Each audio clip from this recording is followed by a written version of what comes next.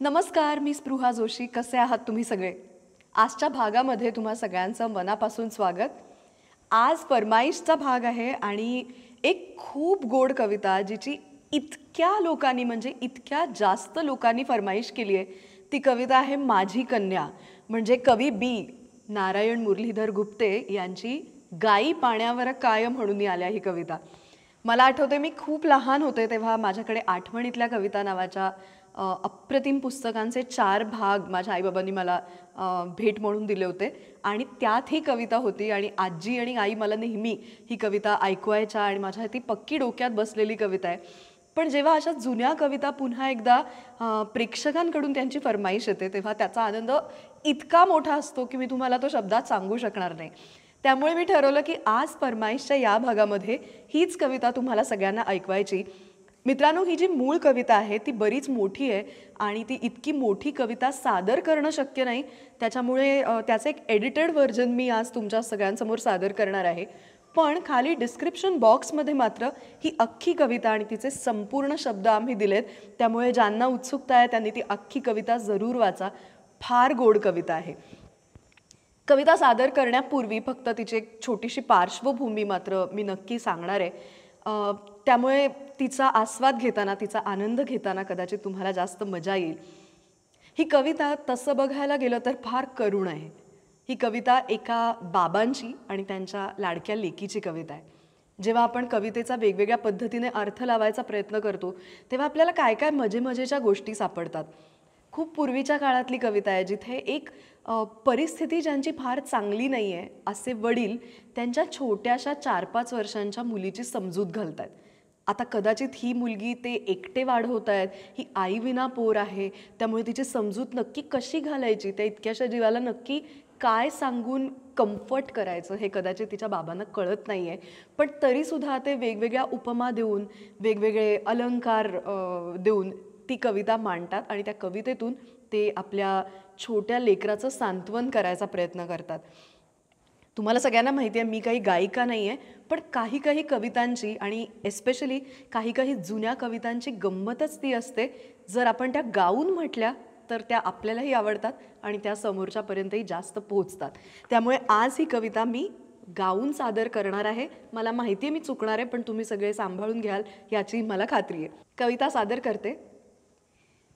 गाई पाण्यावर काय म्हणून आल्या, काग गंगा यमुना हिया मिळाल्या, उभय पितरांच्या चित्त चोरटीला, कोण माझ्या बोलले गोरटीला, विभा विमला आपटे प्रधानांच्या, अन्य कन्या श्रीमान कुलीनांच्या, गौरचैत्रींची तशा सजुनी येती, रेशमाची पोलकी छिटेले ती, तुला लंकेच्या पार्वती समान, पाहुनी या होवोनी साभिमान, काय त्यातील बोलली एक कोण, आहा आली ही पहा भिकारीण.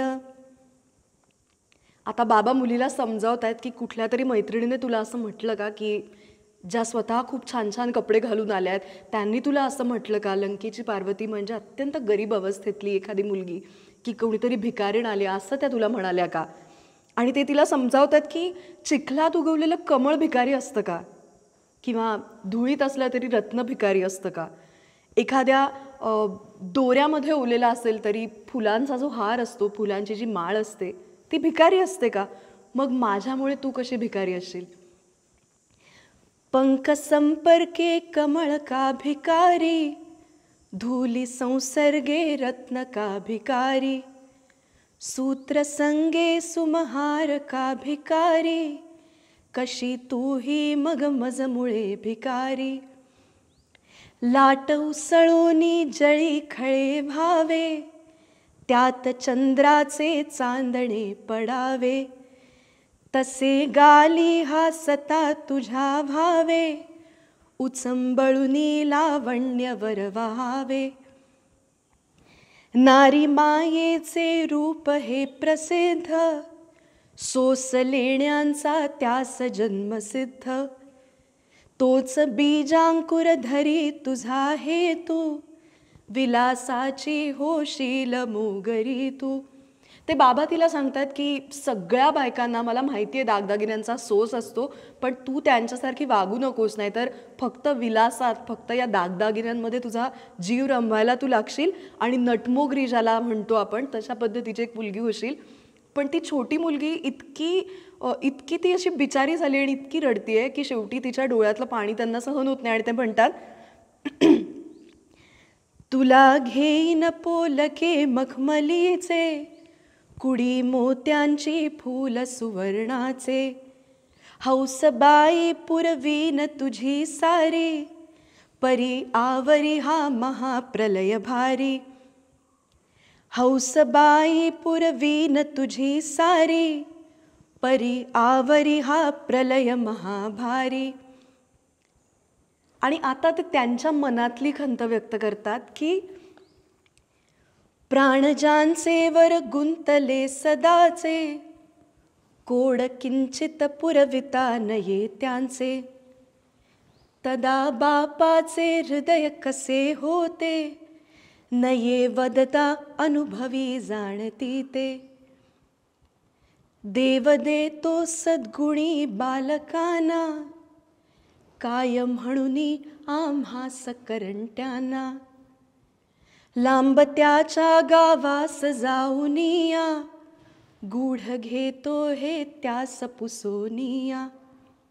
आणि आता ती मुलगी इतकी छोटी आहे की जेव्हा तिचे बाबा म्हणतात की मी गावी जातो, त्या देवबाप्पाच्या गावी जाऊन मी आता त्यालाच विचारतो की आमच्यासारख्या करंट्यांना अशी सद्गुणी बाळदेव का देतो, तेव्हा ती मुलगी काय म्हणते, गावी जातो ऐकता त्याच काली, पार बदलून ती बालसृष्टी गेली.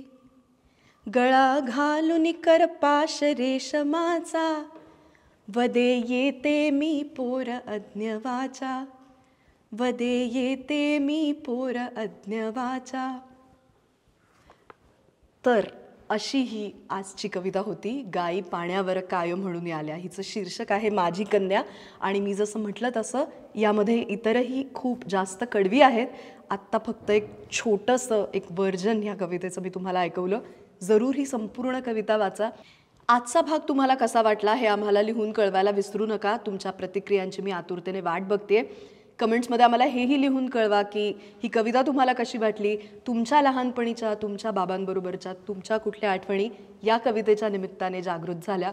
मला वाचायला नक्की आवडेल, जाणून घ्यायला नक्की आवडेल. आणखी कुठल्या कविता या चॅनलवरून मी तुम्हाला ऐकवायच्या त्यासुद्धा कळवा. जास्तीत जास्त त्या कविता फरमाईशच्या माध्यमातून इथे सादर करायचा आम्ही प्रयत्न करू. व्हिडिओ आवडला असेल तर नेहमीचंच चॅनलला लाईक, शेअर, सबस्क्राईब सगळं करून टाका. आत्ता इथेच थांबते. पुन्हा भेटूया पुढच्या भागात. तोपर्यंत नमस्कार.